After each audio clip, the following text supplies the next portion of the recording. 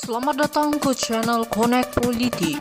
Kembali lagi anda ke channel ini, jangan lupa tekan butang like, komen, subscribe dan share. Terima kasih. Bukit Mertajam, Anwar Ibrahim tampil membela Menteri Hal Ehwal Ekonomi Rafizi Ramli yang telah dikecam kerana berkata pelanggan perlu memboikot kedai makanan yang mengenakan harga tidak munasabah. Perdana Menteri berkata bahawa kerajaannya telah meletakkan keutamaan dalam memastikan bekalan makanan mencukupi. Kami memberi perhatian untuk menyokong pengeluaran ayam, telur dan sayur-sayuran, katanya. Anwar berkata demikian sebagai menjawab teguran bekas Perdana Menteri Ismail Sabri Yaakob terhadap Rafizi. Ismail berhujah bahawa boikot untuk membebankan restoran dan tidak membantu orang ramai. Ismail berkata sekiranya pengusaha restoran membeli bahan mentah pada kos yang tinggi, kerajaan mesti memastikan harga ini dikurangkan bagi membantu mereka menjual makanan pada harga berpatutan untuk memberi manfaat kepada orang ramai.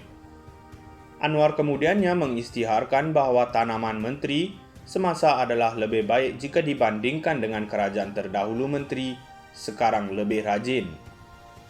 Anwar yang juga Menteri Kewangan berkata bahawa beliau akan mempertimbangkan untuk menambah peruntukan persekutuan untuk Pulau Pinang walaupun terdapat halangan dari segi perbelanjaan dan hasil kerajaan. Beliau bersetuju Pulau Pinang telah diketepikan oleh Putrajaya dengan peruntukan yang lebih rendah walaupun merupakan antara penyumbang terbesar kepada tabung persekutuan.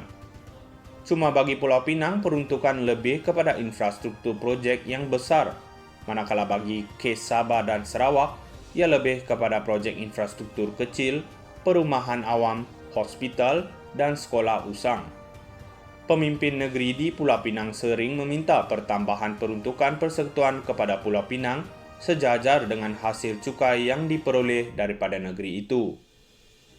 Anwar berkata kerjayaannya akan terus fokus melaksanakan tanggungjawab dan amanah walaupun terlatah pihak tertentu mempertikaikan dasar yang dilaksanakan. Beliau tidak menyatakan parti mana yang beliau maksudkan, bagaimanapun, katanya kerajaan mempunyai banyak kerja yang perlu diberi tumpuan untuk membantu rakyat berbanding melayan telatah pihak terbabit.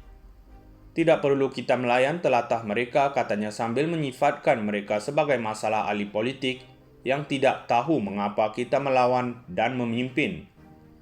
Anwar berkata pemimpin kerajaan perlu menunjukkan contoh yang baik dan menghentikan tindakan yang boleh memusnahkan negara.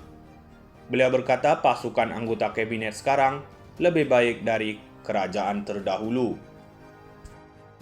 Bukit Mertajam, Anwar Ibrahim tampil membela Menteri Hal Ehwal Ekonomi Rafizi Ramli yang telah dikecam kerana berkata pelanggan perlu memboikot kedai makanan yang mengenakan harga tidak munasabah. Perdana Menteri berkata bahawa kerajaannya telah meletakkan keutamaan dalam memastikan bekalan makanan mencukupi. Kami memberi perhatian untuk menyokong pengeluaran ayam, telur dan sayur-sayuran, katanya. Anwar berkata demikian sebagai menjawab teguran bekas Perdana Menteri Ismail Sabri Yaakob terhadap Rafizi. Ismail berhujah bahawa boikot untuk membebankan restoran dan tidak membantu orang ramai. Ismail berkata sekiranya pengusaha restoran membeli bahan mentah pada kos yang tinggi, kerajaan mesti memastikan harga ini dikurangkan bagi membantu mereka menjual makanan pada harga berpatutan untuk memberi manfaat kepada orang ramai. Anwar kemudiannya mengisytiharkan bahawa tanaman menteri semasa adalah Assalamualaikum dari channel Connect Politik. Terima kasih, jumpa lagi.